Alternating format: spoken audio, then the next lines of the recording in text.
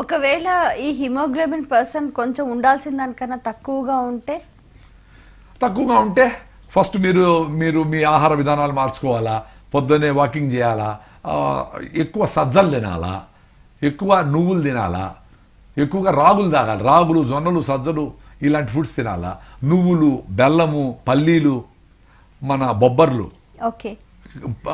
Seasonal fruits ఇవన్నీ ఎక్కువ తిని నాన్ వెజిటేరియన్లు అవన్నీ మిగతా చెత్త food junk food fast foods ఇవన్నీ తగ్గించేసి ఆటోమేటిక్గా పెరుగుతుంది.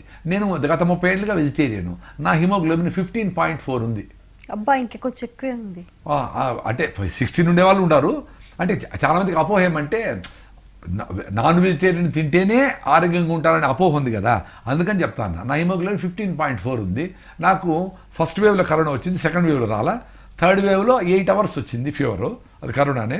తర్వాత టెస్ట్ చేపిస్తే యాంటీబాడీస్ అంటాం, లోపల సైనికులు ఎంతమంది తయారయ్యేదని 0. అంటే ఒకటి ఉంటే చాలనుకోండి 37,600 ఉన్నారు. న్యూట్రలైజింగ్ యాంటీబాడీస్ అంటారు, అంటే ఫైటింగ్ చేసే సైనికులు 15 ఉంటే పాజిటివ్ అని 1670 ఉంటారు. సో నేను ఇంకా అంటే ఇమ్యూనిటీ బాగుంటే బాడీ రియాక్షన్ బాగుంటుంది, జబ్బులు తట్టుకునే శక్తి వస్తుంది, ఎనర్జీ ఉంటుంది. సో మార్నింగ్ తిన్నాను నేను ఫుడ్, కంటిన్యూగా 3 hours మీటింగ్ చెప్పినా మళ్ళీ మీ దగ్గరికి వస్తాడా, మళ్ళీ 7 గంటల మీటింగ్ పోతా. ఈ ఎనర్జీ అందరికీ వస్తుంది కదా, హిమోగ్లోబిన్ చూసుకోవాలా. అందరూ మనం బ్యూటీ పార్లర్కి పోతాము, షాపింగ్ పోతాము, చీరలకి నగలకి రకరకాల బర్త్డేలు చేసుకునే ఇంత శ్రమ పడతాం కదా, బయట బాహ్యంగా అందం కోసం ఇంత శ్రమ పడతాము. అరే లోపల ఆర్గాన్స్ దెబ్బతినేది హిమోగ్లోబిన్ లేకపోతే. మీ హిమోగ్లోబిన్ 15 ఉంటే 70 years వరకు మీకు జబ్బులే రావు.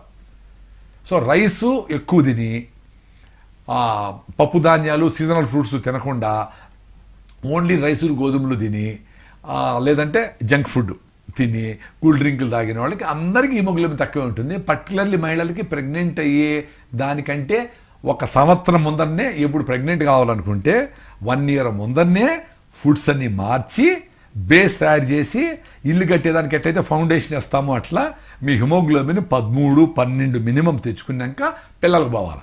మీకు 7, 8 ఉండి పిల్లలు పోతే అది 5 అయిపోయి చాలా డేంజర్. అది తల్లికి బిడ్డకి ఇద్దరికీ క్షేమం కాదు, వీక్గా ఉంటారు. ఇంకా దాన్ని కౌంటర్ చేసేదానికి జింక్ మాత్రలు ఫోలిక్ యాసిడ్ ఎన్ని తింటారు, యూరియా డిఏపి వేసిన బిడ్డలాగా లోపల 4 kilos వస్తాడు.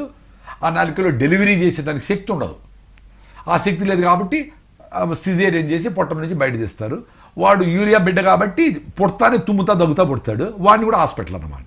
అంటే ఎట్లయితే యూరియా వేసి పెంచిన పంటలు గాలి వారికి పడిపోతాయో, న్యాచురల్గా పండిండే పంట ఎట్లా తట్టుకుంటాయో, మంచిగా నువ్వులు బెల్లము కొర్రలు ఆరికలు మెంతులు కరివేపాకు మంచిగా తినచ్చు. షుగర్ లేని వాళ్ళు తీపి చక్కెర రూపంలో కాకుండా బెల్లం తినచ్చు, తాటి బెల్లం తినచ్చు.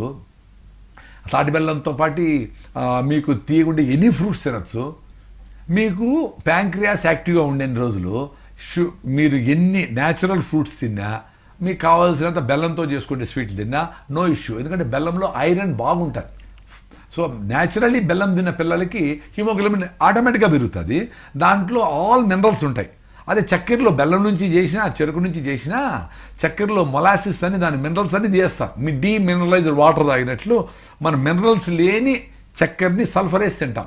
సో చక్కెర చేసే డ్యామేజ్ చాలా ఎక్కువ, కానీ బెల్లము సేఫ్. కానీ షుగర్ పేషెంట్లు బెల్లం తినకూడదు.